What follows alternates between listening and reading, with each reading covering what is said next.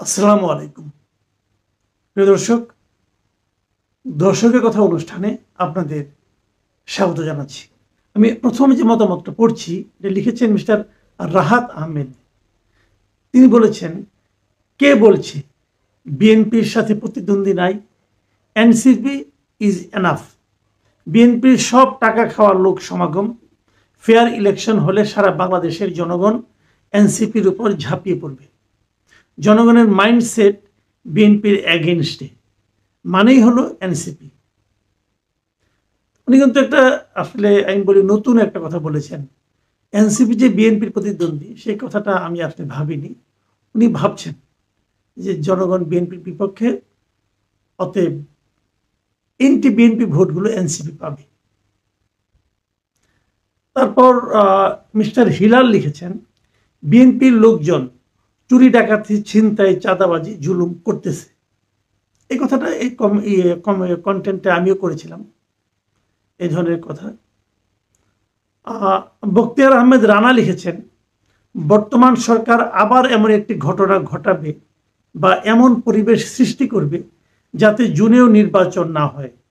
তবে আমি মনে করি দেশে মনে হয় আবার অরাজকতা সৃষ্টি হবে, আবার খুনাখুনি হবে। এমআর তিনি লিখেছেন, আরেকটা 111 আসছে, অপেক্ষা করুন। ডক্টর ইউনূস মনে হয় চলে যাবে, এরপর কার লাভ কার ক্ষতি হিসেব করেছেন? ইমরান হোসেন লিখেছেন, মাসুদ কামাল ভাই, এখন টাকার হিসাব চাইবেন না? এত লোক আনতে এত টাকা কই পাইল? ইমরান হোসেন সাহেবের এই মন্তব্যটা আমি খুব গুরুত্ব দিচ্ছি এই কারণে যে আসলে আমরা এর আগে এনসিপির বিভিন্ন সমাবেশ এবং বিভিন্ন অনুষ্ঠানে তারা যে ব্যয় করেছে, আমরা তার একটা হিসাব চেয়েছিলাম। বলেছিলাম যে জনগণ জানতে চায় আপনি এত টাকা কোথায় পেলেন। তো যে দাবিটা, যে আকাঙ্ক্ষাটা আমাদের এনসিপির প্রতি আছে, সেটা বিএনপির প্রতি থাকবে না কেন? অবশ্যই আমরা জানতে চাই এই যে সমাবেশটা হলো, এই সমাবেশের খরচ বিএনপি কিভাবে সংগ্রহ করলো, কোত্থেকে দিল, কারা দিল, আমরা তাদের নাম জানতে চাই। কারণ আমরা মনে করি একটা পলিটিক্যাল পার্টির সবচেয়ে বড় ভিত্তি হলো, সবচেয়ে বড় শক্তি হলো তার ট্রান্সপারেন্সি, তার স্বচ্ছতা। পলিটিক্যাল পার্টি যদি জনগণের কাছে তার আয় ব্যয়ের স্বচ্ছতা প্রকাশ করতে না পারে, তাহলে সেই পার্টির প্রতি মানুষের আস্থা কি করে থাকবে? আমরা দৃঢ়ভাবে জানতে চাই যে বিএনপির এই জনসভা কত খরচ হয়েছে এবং সেই খরচটা কোত্থেকে এসেছে। আমি জানি না বিএনপির দেওয়ার অভ্যাস আছে কিনা। যদি আগের অভ্যাস না থেকে থাকে, তাদের নেতৃবৃন্দকে অনুরোধ করব অভ্যাসটা এখন করুন। কারণ জনগণ এখন প্রশ্ন করতে শিখেছে। এবং কেবল তাই না, আমি বিএনপির আরো অনেক খরচের হিসাব চাই। আমরা মনে করি জনগণ হিসাবে আমাদের এটা জানার অধিকার আছে।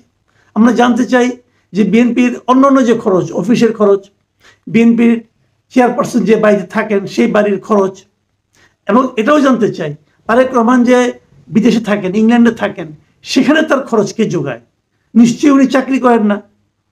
উনি কি কেএফসিতে চাকরি করেন?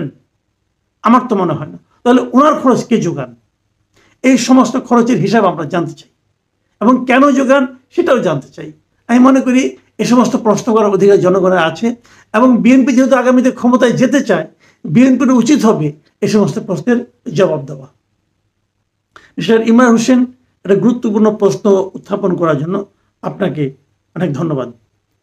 শান্তি লিখেছেন, জামাত যেভাবে ব্যাংক প্রশাসন দখল করছে সেটাও বলেন। মাত্র 10% ভোট পাবার যোগ্যতা নেই জামাতের, অথচ ইউনূস সরকারকে ব্যবহার করে ইন্ডাস্ট্রি, ব্যাংক, প্রশাসন সবই দখল করেছে, যা নাকি ছিচকে চাঁদাবাজদের চেয়ে অনেক ভয়ঙ্কর। শান্তির এই বক্তব্য কিন্তু একেবারে আপনি উড়িয়ে যেতে পারবেন না। মাজেদা লিখেছেন, আমরাও দ্রুত নির্বাচন চাই, যত দেরিতে নির্বাচন হবে নতুনদের দুর্নীতি করতে পারবে। গোলাম আজম লিখেছেন, জোর করে লোকজন নিয়ে আসছে, 50টা বাস জোর করে নিয়ে একটা বাস দিতে পারে নাই বলে বিএনপির লোকজন বাস মালিক সমিতির লোকজনকে পিটিয়েছে। তা নিয়ে কিছু বলতে শুনি না কেন? একপক্ষীয় দালাল। আসলে 50টা বাস কোত্থেকে এনেছে? গোলাম আজম সাহেব যদি এটা আমাদেরকে বলতেন, তাহলে জিনিসটা আরো ক্লিয়ার হতো এবং আমরা বলতে পারতাম। আমরা অবশ্যই মনে করি যদি জোর করে বাস এনে থাকে তাহলে সেটা অবশ্যই অন্যায় হয়েছে এবং বাস মালিকদের উচিত হবে, এবং গোলাম আজম সাহেব আপনাকে আমি রিকোয়েস্ট করবো, আপনারও উচিত হবে একদম নাম ধাম সহ আপনার কথাগুলি বলুন। কোন এলাকার 50টা বাস ওনারা এনেছেন, কোন এলাকার বাস মালিক সমিতির লোকজনকে ওনারা পিটিয়েছেন, সেটা নাম টামগুলি বলুন, না বললে তো হবে না। আর এক পক্ষ দালাল চট করে বলে ফেললেন, এটা আরেকটু মনে হয় আমার আরো কয়েকটা অনুষ্ঠান দেখুন, আরো কয়েকটা ভিডিও দেখুন, তারপর মন্তব্য করুন। এমনকি এই ভিডিওটাও দেখুন, এই ভিডিওতে যদি আপনি দেখেন তাহলেই দেখবেন এক পক্ষ দালাল আমি নই। কাজী আশেক মাহমুদ লিখেছেন, আগামী নির্বাচনে বিএনপি যদি ক্ষমতায় আসে তাহলে দেশকে স্বর্গে নিয়ে যাবে। আগে তারা আমাদের হাওয়া ভবনে নিয়ে গিয়েছিল, এখন তারা আমাদের স্বর্গেও নিয়ে যাবে। গতবার তারা দুর্নীতিতে 5 বার চ্যাম্পিয়ন ছিল। বিএনপির মধ্যে আওয়ামী লীগের ছায়া দেখা যাচ্ছে, কারণ তাদের আচরণ, মনোভাব এবং শারীরিক ভাষা সম্পূর্ণ ফ্যাসিবাদী।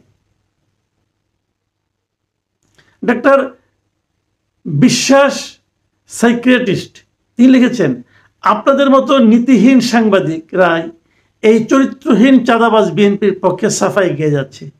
আপনারা শিক্ষিত মানুষে এইসব গুন্ডা চাঁদাবাজদের পক্ষ নিয়ে কথা বলেন। আপনারা এই দেশটাকে বেশি ক্ষতি করেছেন গুন্ডাদের চাইতে। যদি গুন্ডাদের পক্ষ আমরা নিয়ে থাকি আমি, তাহলে অবশ্যই আমরা দেশের ক্ষতি করছি। কিন্তু আমার প্রশ্ন হলো যে বিএনপি এখনো ক্ষমতায় যায়নি, কাজেই তারা কি করবে না করবে সেটা আমরা চট করে কিন্তু বলতে পারি না। আর চাঁদাবাজি যেটা হচ্ছে সেই ব্যাপারে তো বিএনপির মহাসচিব একটা ব্যাখ্যা দিয়েছেন, সেই ব্যাখ্যাটা আপনি শুনুন। এর বিপরীতে আপনার কাছে কি এমন কোনো দলের ঘটনা আছে যারা নাকি চাঁদাবাজি একদমই করে না? আর আমি তো কারোর পক্ষ নেইনি ভাই, আমি কি বিএনপির পক্ষ নিয়েছি? নেইনি। বিএনপির এই মিটিংয়ের ফলে কি হতে যাচ্ছে সামনে সেই সংক্রান্ত একটা বক্তব্য রেখেছি। আমার এখানে কোনো পক্ষ নেই ভাই, আমি বিএনপিকে পক্ষ নিয়েছি এটা বলাটা মনে হয় আমার প্রতি একটু অবিচারী করা হচ্ছে। আনোয়ার হোসেন লিখেছেন, কামাল সাহেব, চৌমোহনী কলেজ রোডে আমার এক আত্মীয়কে বাড়ি উঠাইতে 12 লক্ষ টাকা চাঁদা দিতে হয়েছে বিএনপি নেতা বরকতুল্লাহ বুলু সাহেবকে। বিশ্বাস না হলে চৌমোহনী কলেজ রোডে চুপি চুপি লোক পাঠিয়ে সাধারণ মানুষকে জিজ্ঞাসা করলে বুঝতে পারবেন। একটা ভয়ঙ্কর অভিযোগ। আমি জানি না বিএনপি এই ব্যাপারে কি বলবে। তোফাল আহমেদ লিখেছেন, এই বাটপার এখন চায় দেশে বিশৃঙ্খলা সৃষ্টি করতে। এই মাসুদ কামালকে চিনে রাখতে হবে, সে এখন বিএনপির হয়ে কথা বলে আওয়ামী লীগকে পুনর্বাসনের ষড়যন্ত্র করছে। মানে বাটপার বলতে উনি আমাকে বুঝিয়েছেন, কিন্তু আমি একটা জিনিস বুঝতে পারলাম না, বিএনপির হয়ে কথা বললে আওয়ামী লীগের পুনর্বাসনের ষড়যন্ত্র কি করে হয়? এই জায়গাটা যদি তোফাল আহমেদ সাহেব একটু ক্লিয়ার করতেন তাহলে ভালো হতো। পায়মাল মজুমদার লিখেছেন, ভাই আপনি যাই বলেন -2 ফর্মুলা বাস্তবায়ন করতে যাচ্ছে নতুন কিংস পার্টি এবং জামাতে ইসলামকে দিয়ে তা বাস্তবায়ন করবে।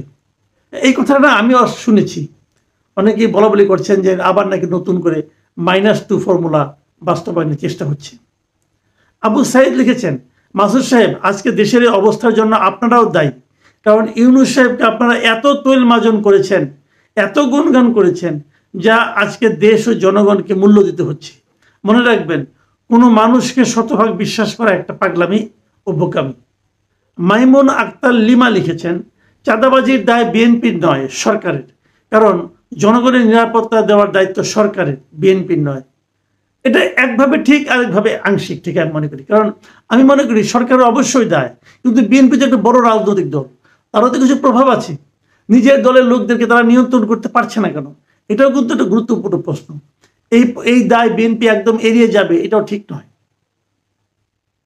সুমিত চৌধুরী লিখেছেন, আওয়ামী লীগকে যদি এখনো নির্বাচন করতে দেওয়া হয় তাহলে ঝামেলায় পড়ে যেতে হবে আপনাদের মনে হচ্ছে।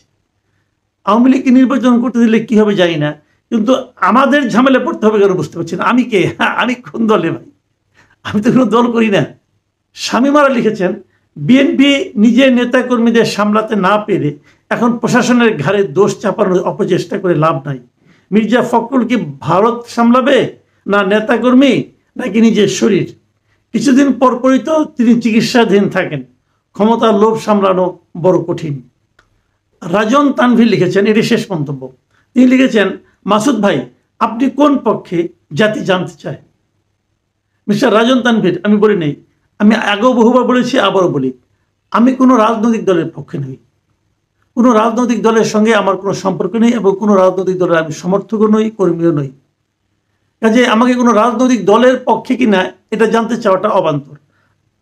যে দল যখন ভালো কাজ করে আমি প্রশংসা করি, যখন খারাপ কাজ করে আমি তার সমালোচনা করি, এবং সরকারে যে থাকে তার সমালোচনাটা আমার একটু বেশি হয়। বেশি করে এই কারণে যে সাধারণ মানুষ তো যা কিছু প্রত্যাশা সেটা সরকারের কাছ থেকেই করে। আজকে যদি জিনিসপত্রের দাম বাড়ে, আজকে যদি মানুষের জীবন দুর্বিষহ হয়ে যায়, আজকে যদি আইন শৃঙ্খলা পরিস্থিতির অবনতি হয়, তার জন্য কিন্তু আমরা সরকারকে দায়ী করব। যে কারণে সরকারের সমালোচনাটা হয়তো আমার কণ্ঠে একটু বেশি উচ্চারিত হয়। কিন্তু আমি আসলে সরকার বিরোধী লোক নই, আমি কারো বিরোধীও না, কারো পক্ষও না। আমি বেসিক্যালি আমি যেটা ভালো মনে করি সেটা আমি বলি, এবং আমি ওইভাবে বলতে গেলে আমি আসলে জনগণের পক্ষে, কারণ জনগণের সঙ্গে আমার সম্পর্কটা যথেষ্ট গভীর এবং নিয়মিত হয়ে থাকে। রাজনৈতিক দলের সঙ্গে অতটা সম্পর্ক আমার নেই। প্রিয় দর্শক, এই ছিল আপনাদের মতামতগুলো আমি পড়ে শোনালাম। এই ধরনের মতামত আরও অনেক আছে, যারা আগ্রহী তারা পড়ে দেখতে পারেন, এবং আমার মনে হয় তাহলে আপনাদের চিন্তাটা আরেকটু ক্লিয়ার হতে পারে। আর বিএনপির বিরুদ্ধে যে সমস্ত অভিযোগগুলো উচ্চারিত হলো সেগুলো নিয়েও বিএনপি চিন্তা করবে বলে আমি মনে করি। প্রিয় দর্শক, এখন এ পর্যন্তই। আল্লাহ হাফেজ।